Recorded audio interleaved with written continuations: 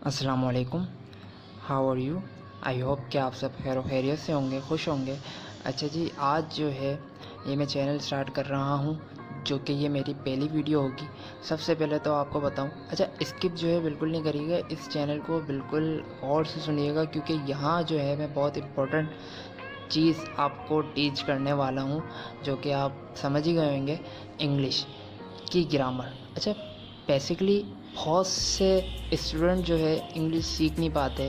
बहुत सी वजूहत होती हैं जो इंग्लिश की, कुछ किसी को टेंसेस नहीं आते, किसी को पैसिव वॉइस नहीं आते, किसी को दुरुस्त ग्रामर नहीं आती। तो सबसे पहले जो है हम स्टार्ट करेंगे ग्रामर से। बच्चे अक्सर जो है डायरेक्ट सेंटेंस की तरफ आ जाते हैं, जिसकी वजह से वो डायरेक्ट ये समझते हैं कि भाई मुझे जो है डायरेक्ट सेंटेंस बनाना आना चाहिए। अब इंग्लिश एक ऐसी ज़बान है जो एक सब्जेक्ट भी खिलाता है।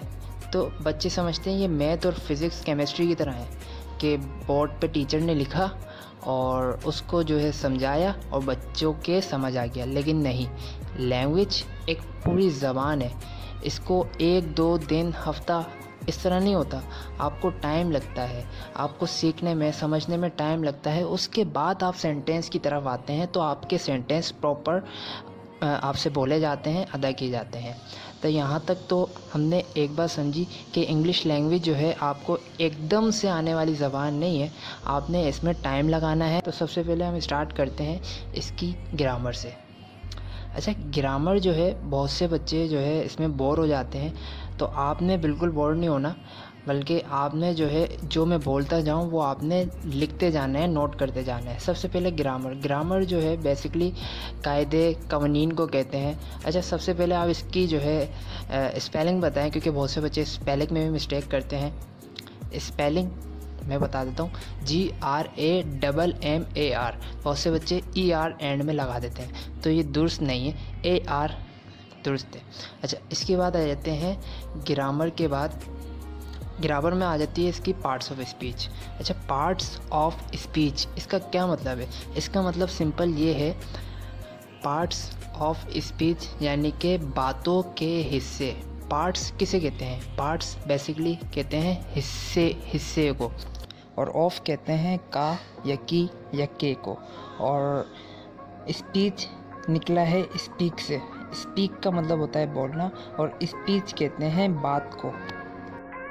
And there are that parts of speech: noun, pronoun, verb, adverb, adjective, interjection, conjunction, preposition। एक चीज़ और कि मैं यहाँ टोटली उर्दू में आपको इंग्लिश पढ़ाने वाला हूँ, क्योंकि अगर मैं आपको इंग्लिश में पढ़ाऊँगा तो आप यहाँ नहीं आते ना। अगर मैं इंग्लिश लैंग्वेज की इम्पोर्टेंस में आऊँ तो इंग्लिश लैंग्वेज एक ऐसी ज़बान है जो पूरी दुनिया में बोली जाती है, एक ग्लोबल लैंग्वेज है।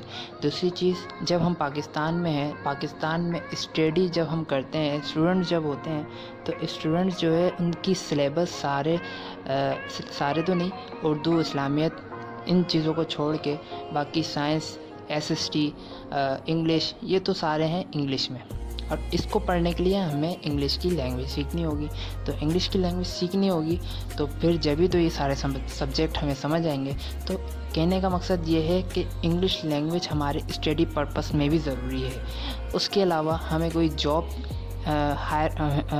के लिए जाना है, जॉब के पेपर अटेम्प्ट करना है, तो जॉब का पेपर भी हमें इंग्लिश में ही अटेम्प्ट करना होगा, क्योंकि आपकी क्वालिफ़िकेशन कितनी भी हो, कोई भी हो, आपको इंग्लिश आएगी तभी तो आप अटेम्प्ट करेंगे। इन सब सारी चीज़ों के साथ साथ इंग्लिश लैंग्वेज हमें एक आर्ट ऑफ स्पीकिंग सिखाती है, यानी कि बोलने का हुनर।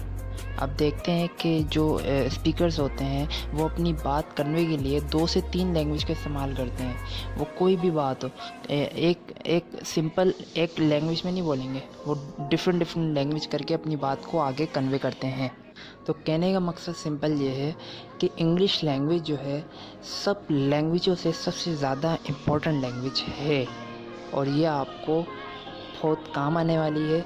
मैं जो है रोज़ाना डेली बेसिस पे वीडियो बनाया करूँगा, आप मेरी सारी वीडियो वॉच करिएगा, और इसके बदले बस चैनल को सब्सक्राइब कर दीजिएगा और लाइक कर दीजिएगा। इसके अलावा आपको कोई भी क्वेश्चन क्वेश्चन कमेंट्स के ज़रिए आप पूछ सकते हैं। मैं आपका 100% रिप्लाई ज़रूर करूँगा। Thank you. और बस ये है कि जितना हो सके सपोर्ट करिएगा, अपने दोस्तों में शेयर करिएगा, अपने रिलेटिव जो इससे फ़ायदा उठा सकें इस वीडियो से, जो वाकई इंग्लिश सीखना चाहते हैं, तो उन लोगों में ज़्यादा से ज़्यादा शेयर ज़रूर कीजिएगा। Thank you. अल्लाह हाफ़िज़।